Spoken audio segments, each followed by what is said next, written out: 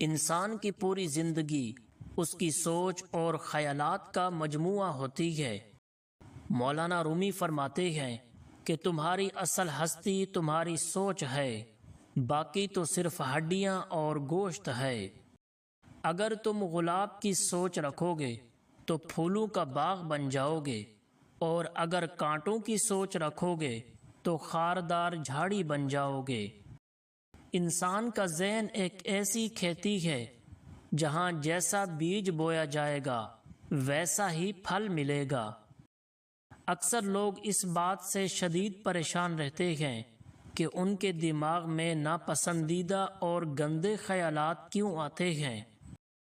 وہ دن رات اپنے ہی دماغ میں چلنے والی ان سوچوں سے جنگ لڑتے رہتے ہیں۔ مولانا رومی فرماتے ہیں کہ خیالات روح کے لباس کی طرح ہوتے ہیں، جیسے خیالات ہوں گے ویسا ہی انسان کا باطن نظر آئے گا۔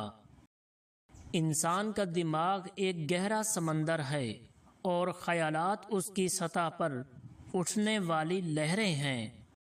کچھ لہریں سکون دیتی ہیں اور کچھ لہریں انسان کو اندر سے ہلا کر راکھ کر دیتی ہیں۔ مولانا رومی فرماتے ہیں کہ جو خیال تمہاری روح کو بے چین کر دے وہ دراصل تمہارے اندر چھپی سچائی کا امتحان ہوتا ہے۔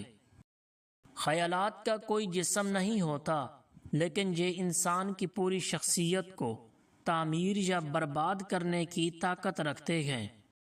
دماغ میں آنے والا ہر ایک خیال ایک بیج کی طرح ہے، اگر اسے توجہ کا پانی ملے گا تو وہ درخت بن جائے گا۔